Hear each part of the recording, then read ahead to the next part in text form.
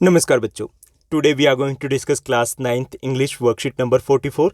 ये आपकी 2 नवंबर 2021 की वर्कशीट रहेगी। आज की इस इजी इंटरेस्टिंग वर्कशीट में हमें एक अनसीन पैसेज, एक एक्सट्रैक्ट दिया गया। इस एक्सट्रैक्ट को हमें रीड करना है और उसी पर बेस्ड रहेंगे हमारे इजी क्वेश्चंस।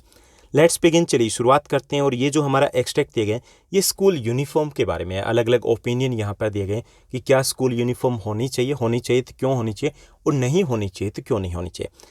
चलिए रीड आउट करते हैं इसे। A school uniform is a set of standardized clothes worn in an educational institution। कि स्कूल यूनिफॉर्म क्या होते हैं? एक स्टैंडर्डाइज क्लोथ्स होते हैं जो पर्टिकुलर स्कूल के, पर्टिकुलर कॉलेज के अलग से होते हैं। उनको स्कूल या एजुकेशनल इंस्टीट्यूशन है, चाहे वो कॉलेज हो, उसमें पहना जाता है। However not everyone finds them convenient और डिजायरेबल। हालांकि सबको ये स्कूल यूनिफॉर्म पसंद नहीं होती है, उनको कन्वीनियंट नहीं लगता, डिजायरेबल नहीं लगता, और वैसे पॉसिबल नहीं होता कि सबको एक जैसी यूनिफॉर्म पसंद हो।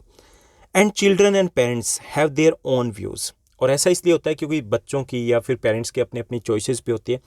Problems of inclusion. इंक्लूजन का मतलब होता है इंक्लूड करना, एक तरीके से समावेश, सबको साथ लेके चलना। The problems of inclusion and gender have brought public attention back to the issue of school uniforms. कि जो इंक्लूजन किया कि सबको साथ लेके चलना है, या जेंडर की जो इश्यूज है उसके साथ लोगों का ध्यान गया है किसकी तरफ? स्कूल यूनिफॉर्म की तरफ एक बार फिर से, कि क्या यहाँ पे सबको एक जैसी यूनिफॉर्म पहननी चाहिए। Let's look at some of the views shared about it. चलिए कुछ व्यूज को देखते हैं जो अलग अलग लोगों के यहाँ पर व्यूज दिए गए स्कूल यूनिफॉर्म को लेकर के। The rationale of uniform is to create a level playing field. Level playing field का मतलब कि सबके लिए एक जैसी अपॉर्चुनिटीज देना। अपॉर्चुनिटीज का मतलब नहीं, यहाँ पे सबके लिए एक जैसा इन्वायरमेंट देना कि जहाँ पे ना कोई रिच लगे ना वहाँ पे कोई पुअर लगे, सब एक जैसे लेवल के ऊपर हो। तो ये एक मेन ऑब्जेक्टिव होता है स्कूल यूनिफॉर्म का। Uniform can be regarded as promoting social equality among the students and expressing और at least reducing bullying related to the clothes among the students.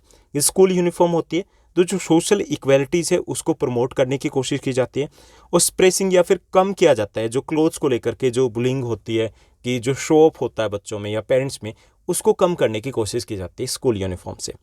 Uniforms are also regarded as promoting school pride. साथ साथ school pride को भी represent करते हैं। जब हम uniform पहनते हैं तो वी फील प्राउड फील करते हैं, हम उस स्कूल से, पर्टिकुलर स्कूल से बिलोंग करते हैं। And they lower the cost of parents paying for clothing. और क्लोथिंग के लिए जो पेरेंट्स पे करते हैं उसके कॉस्ट कम हो जाते हैं, क्योंकि स्कूल यूनिफॉर्म होती है उतनी कॉस्टली नहीं होती। और हमें 6 डेज जब स्कूल जा रहे हैं तो हमें सेम ही यूनिफॉर्म पहन के जाना होता है, तो रोज़ का वो फंडा ख़त्म हो जाता है।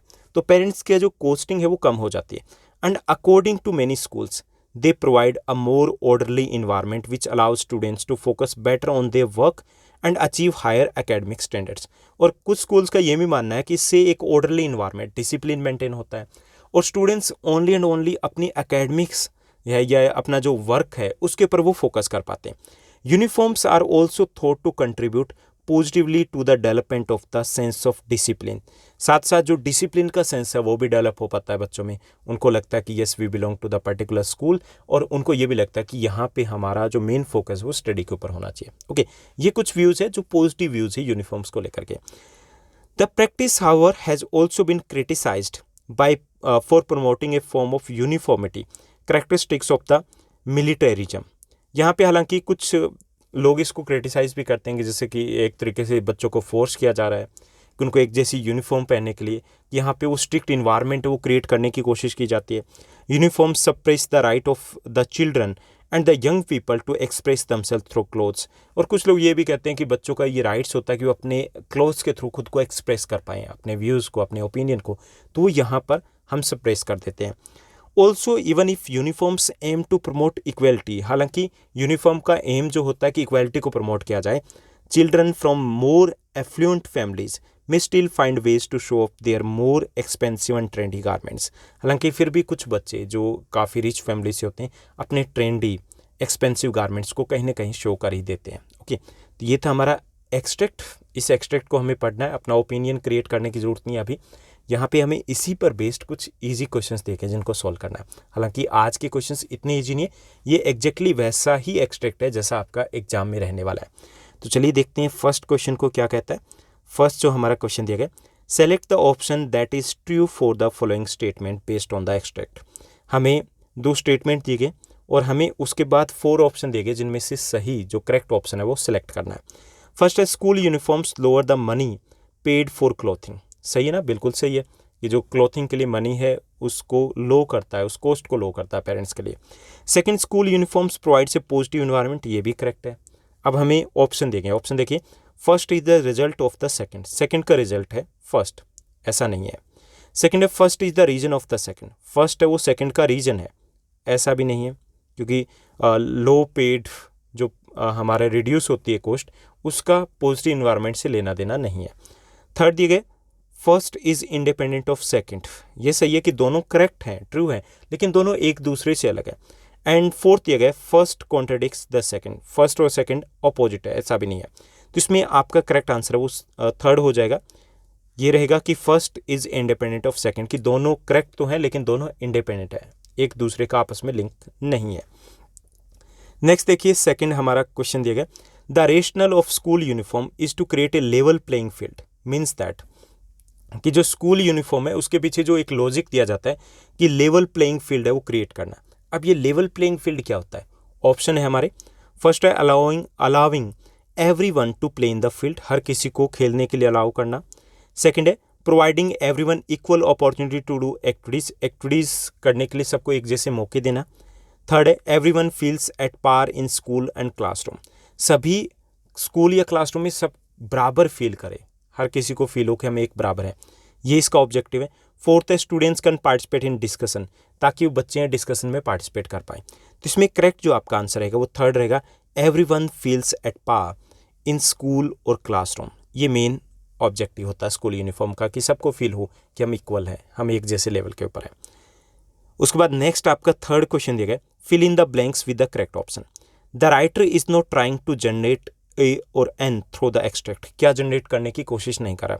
डिस्कशन बिल्कुल कोशिश करें, ओके, क्योंकि दोनों ओपिनियन दिए गए। आर्गूमेंट बिल्कुल क्रिएट करें, क्योंकि उन्होंने पहले उसको इंट्रोड्यूस किया, उसके बाद आर्गूमेंट फेवर में दिए, फिर अगेंस्ट में दिए। ओपिनियन, अपना ओपिनियन भी वो यहाँ पर शेयर करें, ये भी सही है, उन्होंने अपना ओपिनियन शेयर किया। एंड फोर्थ ऐसे, यहाँ पे ऐसे नहीं लग रहा, यहाँ पे डिस्कशन, आर्गूमेंट, ओपिनियन ज़्यादा लग रहा है। तो इसमें यहाँ करेक्ट आंसर हमारा फोर्थ हो जाएगा, ऐसे। The writer is not trying to generate an essay through the extract, एक ऐसे क्रिएट करने की कोशिश नहीं करेंगे यहाँ पर, ओके। तो यहाँ देखिए कि फर्स्ट जो आपका क्वेश्चन है उसका करेक्ट आंसर थर्ड रहेगा, और सेकंड जो आपका क्वेश्चन है उसका करेक्ट आंसर भी थर्ड रहेगा, और थर्ड का आपका फोर्थ रहेगा, ऐसे। उसके बाद डी को देखिए, डी हमारा क्वेश्चन दिया गया, select the option which makes the correct use of inclusion as use in the extract. Extract में जैसे यूज किया गया उसी का सेम मीनिंग वाला इंक्लूजन कहाँ यूज किया गया, वो ऑप्शन हमें सेलेक्ट करना है। फर्स्ट है his inclusion in the chess team was opposed by all, कि जब उसको चेस टीम में शामिल किया जाता है तो सभी उसको अपोज करते हैं, इंक्लूजन, ओके। सेकेंड यहाँ पे details of inclusion in the list must be forwarded at the list, कि जिसको भी शामिल किया गया, जो भी इंक्लूजन है उसकी डिटेल है वो जल्दी से जल्दी फॉरवर्ड कर दीजिए, ये भी शामिल करना है। और नेक्स्ट दिए गए articles was considered for inclusion in the school magazine, किस आर्टिकल्स को स्कूल मैगजीन में शामिल करने के लिए इंक्लूड किया गया, ओके, कंसिडर किया गया। फोर्थ है ideology of inclusion is ingrained in democracy, कि डेमोक्रेसी में जो इंक्लूजन की आइडियोलॉजी है वो डेमोक्रेसी के साथ ही जुड़ी हुई है, उसी से अटैच्ड है। तो इसमें करेक्ट जो आपका आंसर रहेगा वो फोर्थ रहेगा, क्योंकि जो एक्सट्रैक्ट में इंक्लूजन लिया गया है उसका मतलब शामिल करना नहीं है सिर्फ, उसका मतलब समावेशित करना, हिंदी में कहे तो उसका मतलब है एक साथ लेकर के चलना, ओके, एक साथ लेकर के चलना। तो यहाँ पर भी वही सेम मीनिंग निकल रहा है, तो डी आपका करेक्ट आंसर रहेगा। ई देखिए, select the option which best describe the essence of the extract. इसमें से हमें ऑप्शन, करेक्ट ऑप्शन है वो सिलेक्ट करना है जो इस एक्सट्रैक्ट को बेस्ट डिस्क्राइब करे, यानी कि इसका सूटेबल टाइटल हो सकता है वो। फर्स्ट है the advantage of school uniform for students, कि स्कूल यूनिफॉर्म्स के स्टूडेंट्स के लिए क्या एडवांटेज हो सकते हैं। Second, to clear the confusion among people about the school uniform, कि स्कूल यूनिफॉर्म को लेकर के लोगों की जो कन्फ्यूजन है उनको क्लियर करना। थर्ड दिया गया different prospective about the school uniform for students, school uniform को लेकर के अलग अलग प्रोस्पेक्टिव क्या है, लोगों को क्या सोच है। एंड डी दिया गया futility of school uniform for students. Futility का मतलब हो गया कि मतलब बेकार में, ये व्यर्थ है, स्कूल यूनिफॉर्म का कोई मीनिंग नहीं बनता। तो इसमें आपका करेक्ट जो आंसर रहेगा वो थर्ड रहेगा, different prospective about the school uniform में ये सब कुछ यहाँ पर बताया गया है, ओके। तो आपका डी है उसमें करेक्ट आंसर आपका रहेगा फोर्थ, और जो ई है उसमें करेक्ट आंसर आपका थर्ड रहेगा। तो ये थी हमारी आज की वर्कशीट। आई होप सब कुछ आपको अच्छे से समझ में आया होगा। अगर आपको ये वीडियो, ये वर्कशीट अच्छी लगी तो इस वर्कशीट को लाइक और शेयर जरूर कीजिएगा। आज के लिए बस इतना ही। Thank you, bye bye, have a nice day. मिलते हैं नेक्स्ट वीडियो में।